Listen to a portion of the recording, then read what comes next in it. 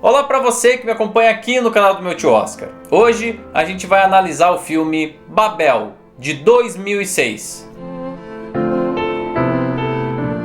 Uma passadinha rápida pelo dicionário vai nos esclarecer que o termo Babel significa algazarra, mistura de línguas, falta de comunicabilidade, confusão. E esse título para o filme é muito interessante se a gente levar em conta essas definições da língua portuguesa. O roteiro desse filme, escrito pelo Guillermo Arriaga, desenvolve 4 diferentes histórias em contextos completamente diferentes, mas que, no entanto, se interligam aí de alguma forma, como a gente vai acompanhar ao longo de todas as sequências. Então a gente tem aí, por exemplo, um núcleo oriental numa história que se passa na cidade de Tóquio, capital japonesa. Nela, a personagem Chieko, interpretada pela atriz Rinko Kikuchi, e inclusive na minha opinião é uma das melhores atuações desse filme, é uma adolescente de baixíssima autoestima.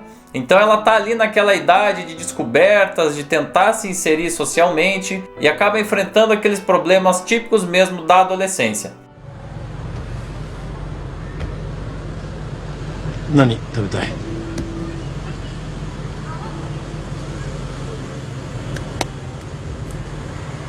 一緒にお昼食べるって言ったろ。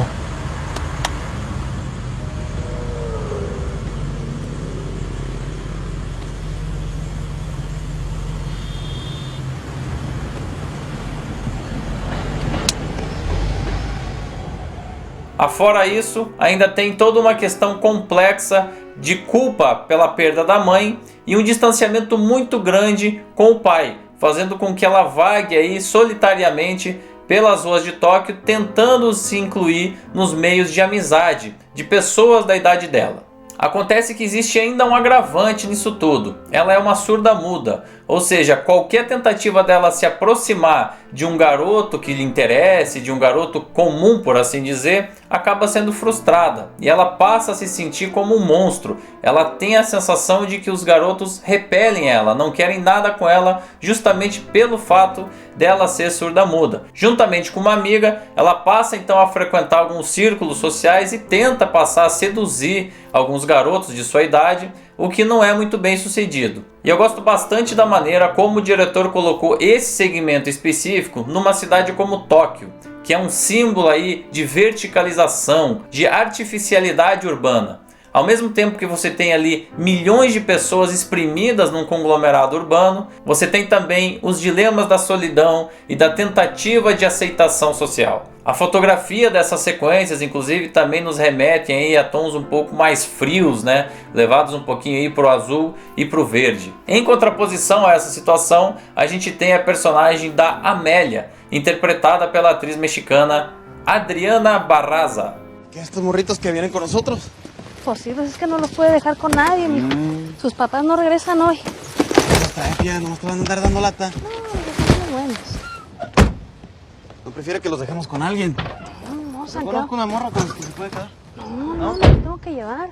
Pues ¿cómo los voy a dejar con cualquiera, mijo? Um dos seus filhos acaba se casando ao longo do filme, o que faz com que ela vá até a festa, vá até essa celebração e curta ali com todos os seus compatriotas. E é um casamento tipicamente mexicano de classes menos favorecidas. Então você tem aí uma abundância de bebidas, de comida, de música, muita dança e alegria. Aqui a fotografia já se revela bastante diferente da sequência de Tóquio. A gente tem tons aí mais ligados ao laranja, ao amarelo e ao vermelho, que dão uma espécie de conforto para todos aqueles personagens que estão ali envolvidos nesse contexto. A questão complicada desse casamento é que, na realidade, a Amélia trabalha e vive ilegalmente nos Estados Unidos, fazendo trabalhos domésticos. E como ela não consegue folga de seus patrões que estão viajando para acompanhar o casamento do próprio filho, ela decide então levar os filhos do casal norte-americano também para o México. Mais tarde isso acaba se revelando uma péssima escolha, já que ela tem muitos problemas no retorno aos Estados Unidos e acaba ficando detida pela polícia da fronteira. Os patrões de Amélia, por sua vez, estão numa viagem de turismo ao Marrocos, ao norte da África. São eles Richard e Susan, interpretados respectivamente por Brad Pitt e Cate Blanchett. eles decidem fazer esse passeio na tentativa de se reconciliar, já que eles estavam tendo aí alguns problemas de relacionamento, algumas questões aí do casal que não estavam muito bem afinadas. Acontece que, lamentavelmente, durante um dos passeios no deserto marroquino, a Susan acaba levando um tiro não identificado, que não se sabe exatamente de onde veio. Honey, what happened? Okay. Honey, what happened? What happened? Please, honey. Oh my God. What happened? Shut down! Wake up! Stop the bus!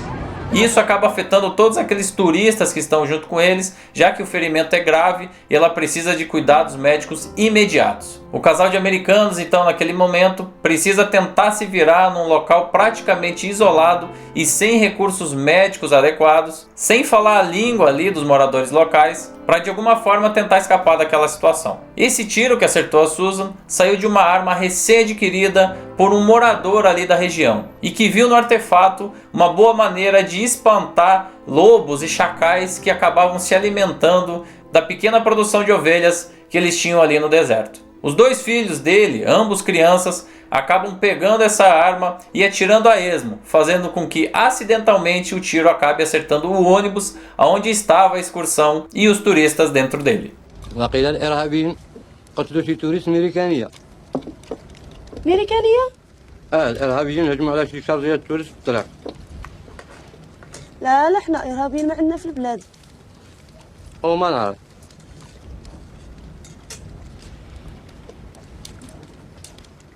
Essa arma, por sua vez, tem origem japonesa, e assim a gente fecha esse ciclo de 4 histórias que estão inevitavelmente interligadas entre si. Bom, o desenvolvimento de todas essas histórias consegue estabelecer alguns paralelos muito interessantes e que poderiam ser explorados aqui por um bom tempo, mas eu vou me ater aos aspectos mais visíveis e mais importantes para o desenrolar de cada um dos núcleos. E a primeira questão notável que está presente aí é o efeito de causa e consequência. O roteiro expõe de uma forma muito clara que uma decisão tomada em um determinado ponto pode afetar dramaticamente a história de uma outra pessoa em outro canto completamente diferente de onde o fato se originou, trazendo consequências imprevisíveis e às vezes dramaticamente devastadoras também. Bem ou mal, aquela arma que tinha como origem inicial o Japão afetou a vida de várias pessoas ao redor de todo o mundo, inclusive no México, do outro lado do planeta. Claro que essa relação nem sempre é direta, mas a reflexão em torno desse fato foi muito bem colocada aqui pelo roteiro.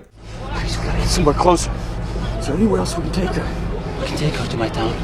It's near here and there is a doctor. We can go on foot for an ambulance. Um outro fator notável desse filme é o pessimismo em relação à sociedade como um todo. Então tudo de certa forma dá errado ao passar das sequências. Praticamente não existe um conforto, um alívio, um suspiro ali para o espectador. A sucessão de fatos é explorada de uma forma bastante negativa pelo roteiro. Não existe aí muita paciência, muita compreensão e tampouco muita tolerância de uns para os outros. E esse conceito a gente pode inclusive ampliar. A falta de diálogo e a intolerância fazem de todos perdedores. O mundo acaba se tornando um lugar muito menos palatável e convidativo em função desse comportamento social nas mais diversas partes do planeta. The government of the United States has deemed that you were seriously breaking the law and is determined to immediately and definitively deport you. Sir, I've been here for 16 years. I have my things here. I rent a house. I made a life here, sir. You should have thought about that beforehand. E aí eu volto inclusive ao nosso título, a definição aí do conceito Babel. Cada um dos personagens e contextos que a gente acompanha está completamente embebido de suas próprias influências e convicções. E essa espécie de cegueira social acaba fazendo com que jamais se consiga entender os demais. E é interessante notar, inclusive, que isso não acontece só entre diferentes povos, diferentes países, pessoas que falam línguas diferentes, mas também dentro dos próprios núcleos. É a jovem japonesa que não consegue se relacionar com um jovem de sua própria idade, é um casal que está aí com uma crise de relacionamento, É uma família marroquina que tem um patriarca que não consegue ouvir a esposa e seus próprios filhos. E é uma trabalhadora mexicana que discorda aí do seu sobrinho na volta para os Estados Unidos.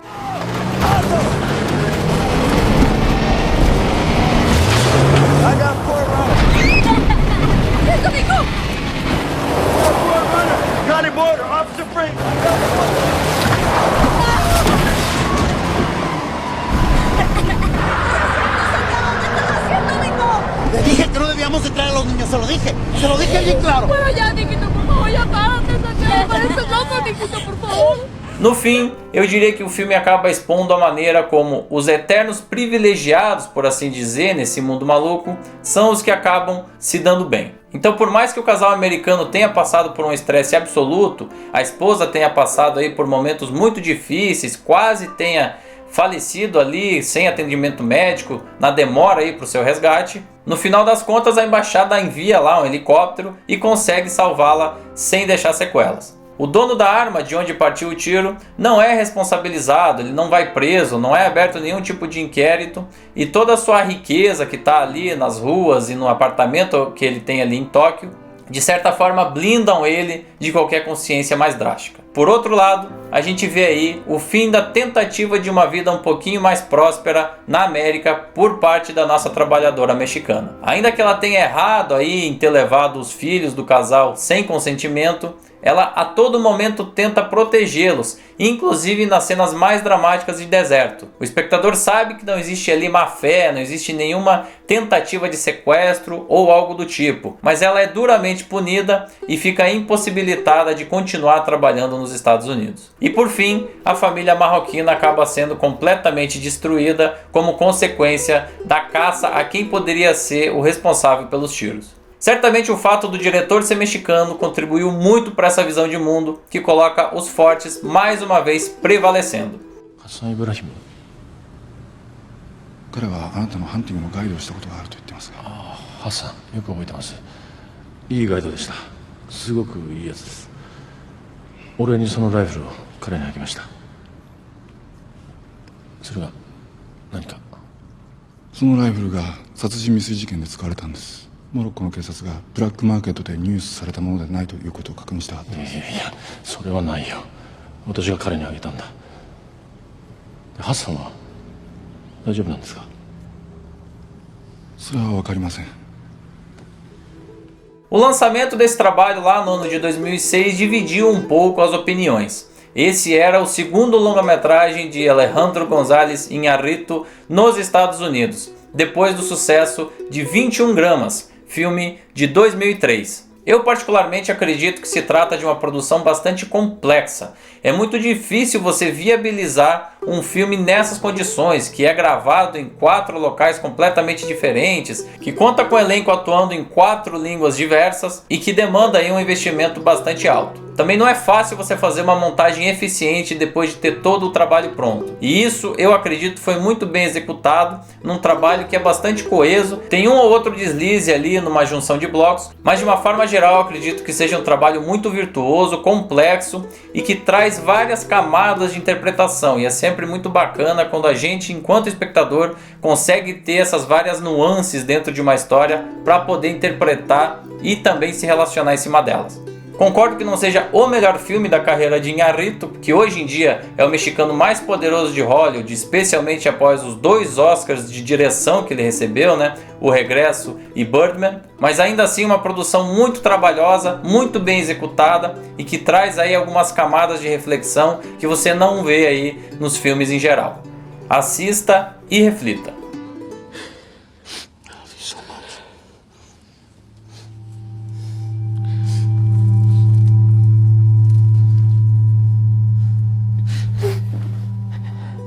E depois de assistir, volte aqui no canal e deixe aqui embaixo o seu comentário sobre o filme e também sobre esse vídeo. Sua dúvida, sua sugestão, sua crítica. Também curta, compartilhe e, é claro, se inscreva aqui no canal.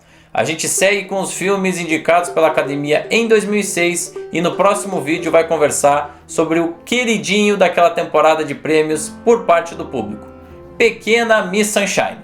E eu espero você aqui.